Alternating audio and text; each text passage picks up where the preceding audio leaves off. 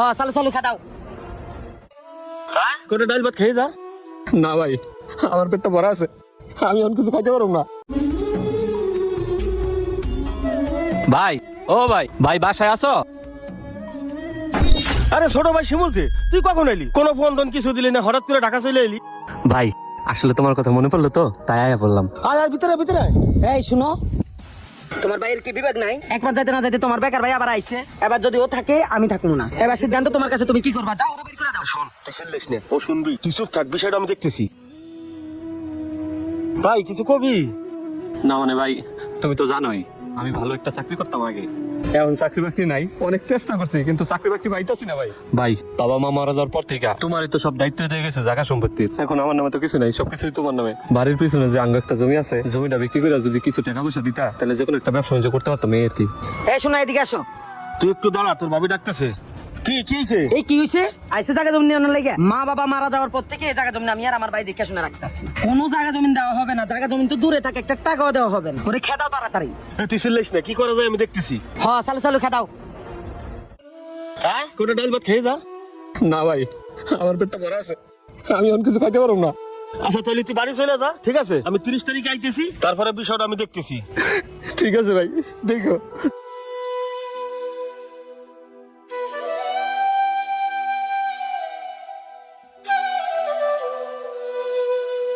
পকেটে তো মাত্র 20টা টাকাই আছে, বাড়ি যাইতে গেলে তো 500 টাকা ভাড়া লাগবে। বেকার মানুষের আসলে কোনো মূল্য নাই।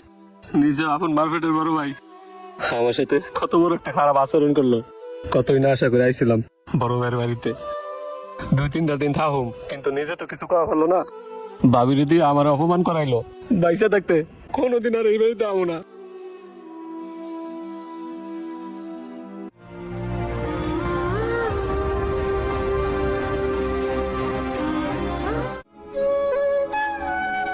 কি ভাই, কি লাগবে?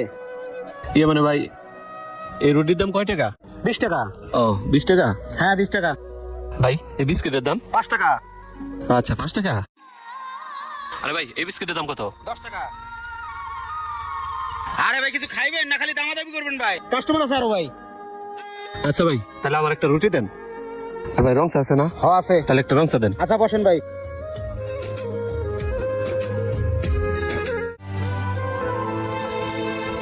ভাই এলেন আপনার চা, এই যে আপনার রুটি।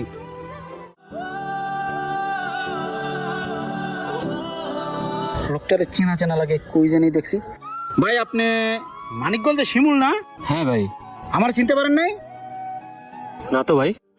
আরে বেটা, আমি তোর ক্লাসমেট বেটা, তোর ফ্রেন্ড মুন্না। মুন্না? আরে হ বন্ধু তুই? কিন্তু তোর এই অবস্থা কে? আমি শুনছি তুই ভালো একটা চাকরি করতি, আর তুই এখানে কে? বন্ধু আমি আসলে 2-3 দিন ধরে না খাওয়া আইছিলাম বড় ভাইয়ের কাছে, কিন্তু বড় ভাইয়ের কাছে আওয়ার পর বড় ভাই যা করলো, আসলে আমি বেকার, তো বেকার মানুষের কোনো দাম নাই। আমার আপন বড় ভাই নিজে তো কিছু খাওয়া পারে না, তাই ভাবিরে দিয়া খাওয়াইলো। আমি এত দূর থেকে আইছি, আমার একবেলা ভাতও খাওয়াইলো না। ভাইটা আমার কুত্তার মতো দূর দূর করে খেদাই দিল। আর বাড়িতে যে যাবো, আমার কাছে 12টা পর্যন্ত থাইকা বন্ধু, আমার বড় ভাইয়ের কাছে টাকা নেওয়ার সাহসটা পাইলাম না বন্ধু। আর এলাকার লোকজন গ্রামের বাড়িতে আমার সাথে কি ব্যবহারটা করছে শোন তাইলে। শান্ত, আমার একটা গোসল করার সাবান দাও তো ভাই। এই নেন ভাই। শান্ত, এটা বাকি কথা লেগে রাখ। ভাই নগদ টাকা দিলে নেন, না হলে অন্য দোকান দেখেন, বাকিটা কি চলবো না? চাকরির লেগে ইন্টারভিউ দিতেছি, আমার চাকরিটা হয়তো হয়ে যাবো। আমার কাছে টাকাটা নাই দেখেই তোমার বাকি টাকাগুলো দিতে পারতেছি না। আর শান্ত, তুমি কি ভুলে গেছো? তুমি কিন্তু এই দোকানটা দেওয়ার সময় আমি তোমার অনেক টাকা পয়সা দিয়ে হেল্প করছিলাম। 6 মাস ধরে শুনতেছি চাকরি খুঁজতেছেন, কিন্তু চাকরি আর পাইতেছেন না। আপনি চাকরিও পাবেন না, আর টাকা দেওয়া হইব না। আর পুরনো কথা তুলেন কে? পুরনো টাকা তো শোধ করে দিচ্ছে অনেক আগেই। আপনি যান যান, হকেতে বলে আবার চাকরি নাই কেটা।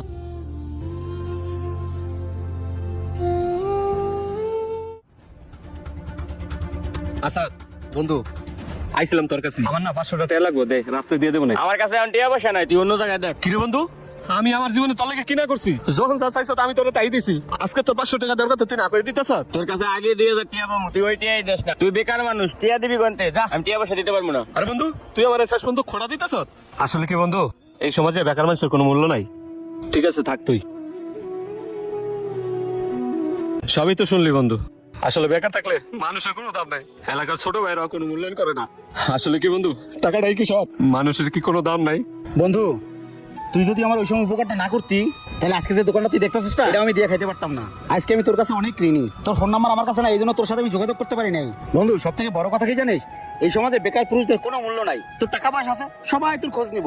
তোর পকেটে টাকা পয়সা নাই, তোর খোঁজ কেউ নিব না। আজকে যদি তোর টাকা পয়সা থাকতো, তাহলে তোর ভাই, তোর ভাবি এরকম ব্যবহার করতে পারতো না। আর তোর সব থেকে বড় সমস্যা কি জানিস? তুই একটু বেশি সহজ সরল, তুই সহজে মানুষকে খুব বিশ্বাস করিস। এই তোর বন্ধু বাচ্চা আছে না, তুই যতদিন চাকরি না পাস, তুই আমার বাসায় ডাল ভাত যা জোটে তাই খাবি। চল আমার বাসা, চল চল। বন্ধু তোরা কি বলে ধন্যবাদ দেবো?